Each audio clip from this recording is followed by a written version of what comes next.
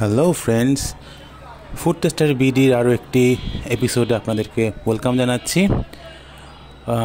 অনেক দিন কোনো ভিডিও দেওয়া হয়নি, কিন্তু খাওয়া দাওয়া ঠিকঠাকই চলছিল, কিন্তু শ্যুট করে দেওয়ার ভিডিও বানিয়ে দেওয়ার মতো সময় পাচ্ছিলাম না।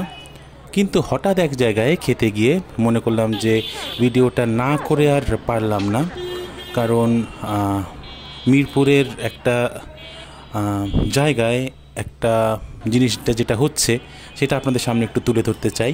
তো চলে গেলাম মিরপুর 13 নম্বর হোপের গলিতে ফুচকা খেতে। সুলতান মামার পানিপুরি, যেটা নাম এখন চলছে, ইন্ডিয়ান পানিপুরিও অনেকে বলছে। কিন্তু একটা জিনিস আপনাদের সঙ্গে শেয়ার করছি যে এই যে অতি উৎসাহী কিছু মানুষ এটাকে এত ভাইরাল করেছে, কিন্তু আমি এখানে গিয়ে কোনো রকম কোনো টেস্টই পাইনি।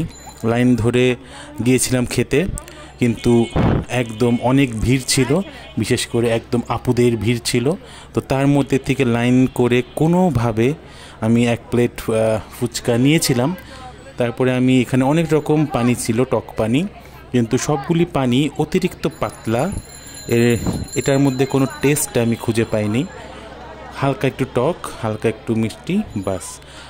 সাধারণত যে আমাদের দেশের ফুচকায় যে টক পানি বা মিষ্টি পানি যেটা দেয়, সেটা এর থেকে অনেক বেশি মজার। এই পানিগুলো শুধু কী কারণে, শুধু বিক্রির কারণে কিনা সেটা আমি জানি না, শুধুমাত্র ইন্ডিয়ান নাম দিয়ে এটাকে সেল করার চিন্তা।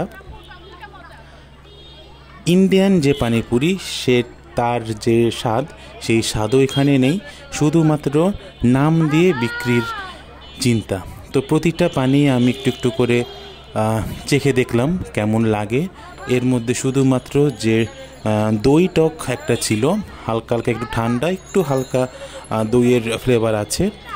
ওই সব কয়টা হলুদ যে কলস, সে কলসের মধ্যে শুধু একটা মাত্র লাল কলস ছিল, সেটাতেই শুধুমাত্র এই দই টকটা ছিল। আমি শুধু ওটাই দ্বিতীয়বার নিয়েছিলাম। সবাই খাচ্ছে ঠিকই, কিন্তু কারো চোখে মুখে সেই খুশি কিন্তু আমরা দেখিনি। শুধু টাকা দিয়ে কিনেছে, তার জন্য খেতে হবে বলে খাচ্ছে। আমি তারপরে হয়তো পুরনো মানুষ কয়েকজন এখানে বারবার খেতে যায়, সেটা আমার সন্দেহ, প্রশ্ন। আমি আর কি দ্বিতীয়বার এই স্বাদ নিতে চাই না। এর থেকে আমি 50 টাকা বা 60 টাকা দিয়ে মিরপুর 13 নম্বরে বেশ কয়েকটা ভালো ফুচকার দোকান আছে, দোকান মানে স্ট্রিট ফুডের মধ্যেই, সেইগুলি আমি খেতে রাজি।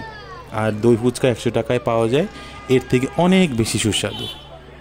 এইখানে লাইন ধরে ভিড়ের মধ্যে এটা আমি খেতে রাজি না। এটা মানে আমাদের যারা বাইরে থেকে মিরপুরে আসবে তারাও খেয়ে বলবে মিরপুরে এই খাবার বিক্রি হয়।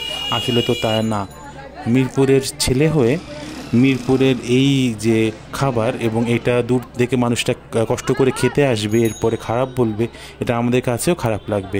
এর থেকে অনেক স্বাদের খাবার মিরপুর 1 নম্বর, মিরপুর 13 নম্বর, মিরপুর 11 নম্বরে আছে, আপনারা খেয়ে দেখতে পারেন।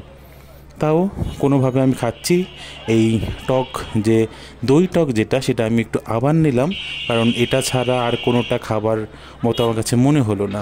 তো এটাই আপনাদের সামনে তুলে ধরলাম। একদম রাত হয়ে গেছে, সন্ধ্যা হয়ে গেছে, আমাদের কাছে কোনো লাইটও ছিল না যে আমরা তাই দিয়ে ভিডিওটা শ্যুট করব। কোনোভাবে একটু শ্যুট করে আপনাদের সামনে তুলে ধরলাম। ভালো থাকবেন, গুড বাই।